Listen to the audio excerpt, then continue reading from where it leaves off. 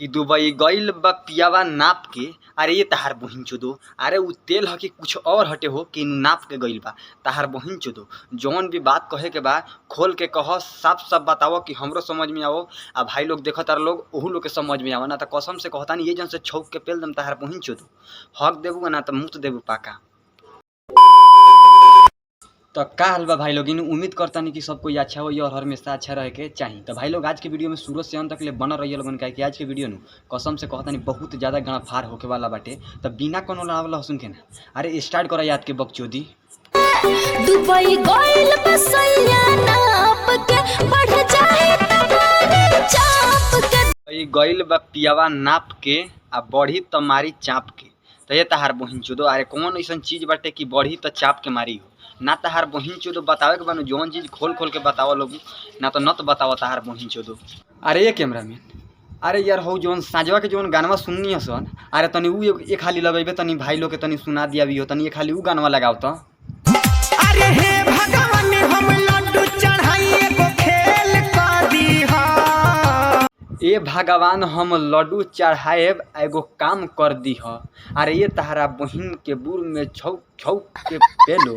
अरे कौन तहार काम करियन हो ना बाबा, तहार कौन काम करियन। तहार बहिन चोदो लड्डू वो से अच्छा चढ़ावे से अच्छा बा कि अब हमरा लड़िया पर चढ़ा दिया।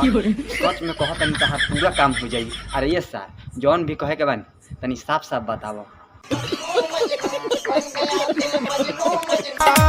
दिल टूरे वाली सन के, दिल तूड़े वाली सन के आ बाबा तू सिर तोड़ दीह। अरे दिल टूरे वाली सन के परीक्षा में फेल कर दीहा। इनका बहिन के बुर में डायनासोर के झाट पे लो। इनका के का बताएं जौन जे लड़की इस सार के धोखा दे देले बिया। तो ई सार कहता रन कि लड़की दिल तोड़े वाला सन के आ मैट्रिक में चाहे इंटर में फेल कर दिया। तो तहार बहिन चोदो उ फेल तहारा कोई से ना रोका सकता, काहे से उ बिया लड़की। बात तो सही है।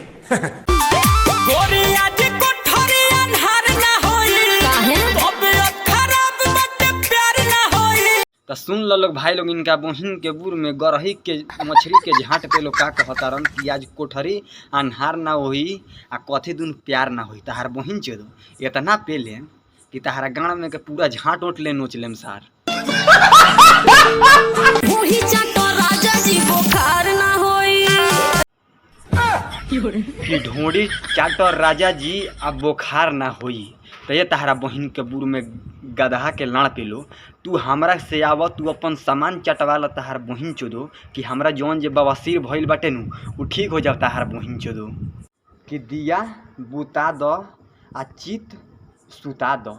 अरे तहारा बहिन के बुर में गदहा के लाड़ पे लो चाहे डायनासोर पे लो। अरे चित सुता के का करी हो। अरे कैमरा में एक बहिन चोदो के एगो आगे वाला गाना लगाओ, हमरा बहुत ज़्यादा डाउट लागता। लगाओ यार जल्दी गाना। दिया बुता द चिते सुता द, जवन ना खइले बानी उ तू खिया द। कि जवन ना खइले बानी उ हमें खिया द। तहार बहिन चोदो खइबू। अरे बाबा, अरे भौजी के तनी कुछ खियाइब। चोदो तारा बुरी में लार घुसियाई, रूपवा संवरले बानी। ठीक बा तू संवरले बाड़ू तो पेला पेली तो जरूर होता है बहिन चोदो। चट चट ये भत्ता उ घर बानी। कि चाटा ये भातार आ उघरले बानी। तो ये तहार बहिन चोदो अरे तू ढोड़ी उघरले बाड़ू कि कुछ और उघरले बाड़ू हो। तहार बहिन चोदो कि चाटा ये भातार आ पेल के मुंगावा ये भातार। ऊपर है दबाव कबले।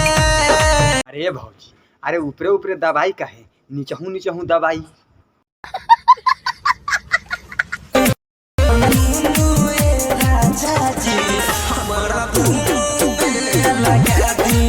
कि अपन नूनू ए राजा आ हमरा दुनू में घुसा दी।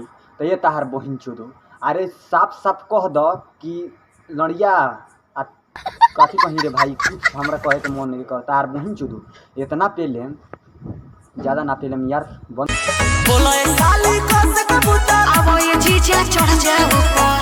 अरे भौजी, आले खाली जीजे जी के चढ़ेबू का तनी हमनियों के मौका दो कि पेलत पेलत मर जाई सन। तू बोला कैसे खइबी जीजा जी हम जवान हो गईनी। तो ये भौजी अरे के कहता कि तू अभी लइका बाड़ू। अरे तहार बहिन चोदो चल के नहू आ पेला पेली करल जा।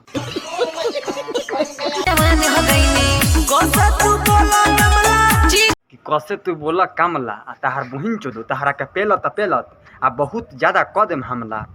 तू बोला कमला जीजा जी को दो हमला।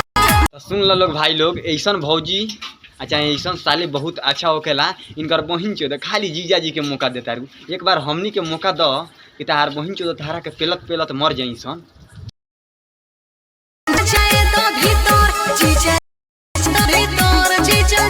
वाह भौजी वाह का जवाना बा कि जीजा जाए द भीतर जीजा जाए द भीतर। तहार बहिन चोदो तो हर जीजे बाड़न की जबरदस्ती नइखन करत। हमनी अगर रहती सन तो जबरदस्ती तहार बहिन चोदो तहरा कहे से पहले पेल के फाड़ देती सन।